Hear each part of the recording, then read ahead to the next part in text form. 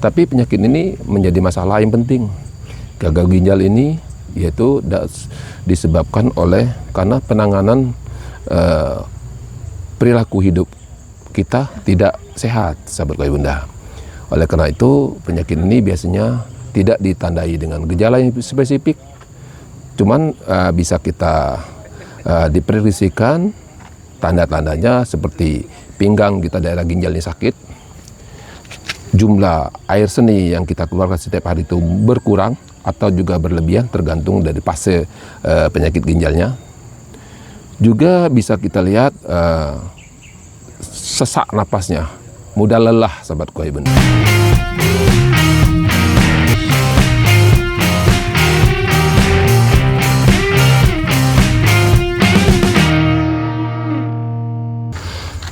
Assalamualaikum warahmatullahi wabarakatuh. Sahabatku epidemiologi modern.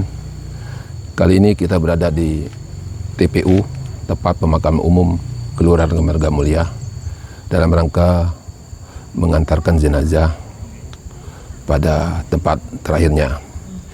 Ada beberapa hal yang perlu kita ulas di sini, sahabat Koi Bunda, yaitu tentang penyakit gagal ginjal. Penyakit gagal ginjal ini secara umum, secara global, angka prevalensinya tidak begitu tinggi, sahabatku. Di dunia dilaporkan hanya 10%. Dan di Indonesia, berdasarkan hasil riset kesehatan nasionalnya, Diskesdas, pada tahun 2018 yang lalu, itu 38 per 1000 penduduk, sahabat Koi Bunda. Jadi tidak begitu tinggi.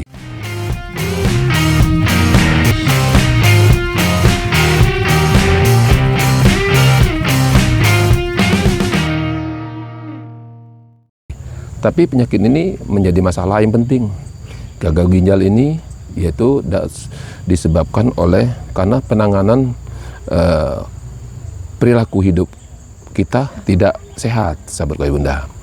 Oleh karena itu penyakit ini biasanya tidak ditandai dengan gejala yang spesifik, cuman bisa kita diprediksi tanda-tandanya seperti pinggang kita daerah ginjalnya sakit, jumlah air seni yang kita keluarkan setiap hari itu berkurang atau juga berlebihan tergantung dari fase penyakit ginjalnya.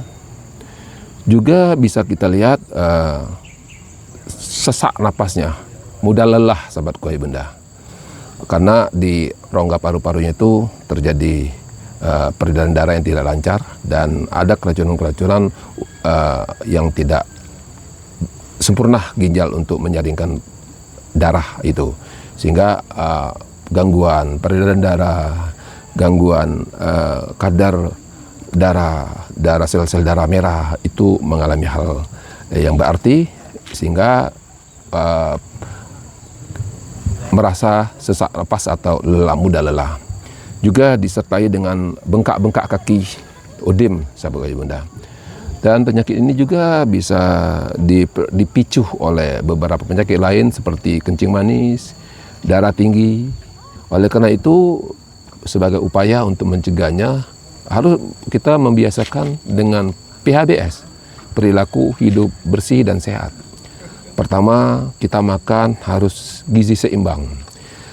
Isi piringku itu memang udah cukup, udah benar, sehingga tidak terjadi makanan-makanan yang mengandung keracunan yang berlebihan, mengurangi konsumsi garam yang berlebihan. Ini. Yang kedua, PHBS itu adalah menanamkan kegiatan budaya olahraga yang teratur. Dengan olahraga yang teratur, maka berat badan kita akan terkendali, sehingga beban ginjal akan berkurang, sahabatku. Dan yang ketiga, perbanyak minum. Jadi kebiasaan kita minum air putih dalam sehari itu sekitar 1,5 sampai 2 liter, itu menjadi budaya dan tradisi, sahabat Koi Bunda. Karena ini harus kita lakukan dengan istiqomah. Dan yang keempat, kita menghindari makan-makan yang bernuansa alkohol atau bahan-bahan kimia yang lainnya. Karena fungsi ginjal itu menyaring darah yang banyak racun-racun akan dibuang. Nah, kalau dipicu dengan berlebihan, maka pekerjaan ginjal akan lebih over. Ini akan menyebabkan fungsi ginjal akan terganggu. Sahabat Koi Bunda, itulah kira-kira gambaran dari penyakit gagal ginjal yang memang secara angkanya tidak begitu banyak, tapi ini sangat berarti karena penanganannya harus melalui cuci darah, sahabat Bapak Bunda.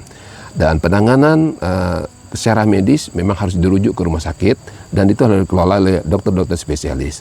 Mudah-mudahan kita semua dapat mencegah penyakit ini sehingga keluarga kita akan terlindung dengan cara menerapkan budaya PHBS yang istiqomah, membudayakan PHBS dalam keluarga, membudayakan PHBS dalam lingkungan maupun di dalam semua pergaulan-pergaulan kita. Dengan kita berperilaku hidup sehat, maka kita bisa menjaga, memelihara kesehatan kita, kesehatan keluarga kita, kesehatan masyarakat secara umum, dan penyakit ini dapat kita atasi, dapat kita cegah semaksimal mungkin. Sahabatku ayah bunda, memang intinya permasalahan ini hanya tergantung dengan perilaku hidup kita. Perilaku hidup modern, jangan terlalu tergadu kita, yang penting bagaimana kita menerapkan cara-cara hidup sehat.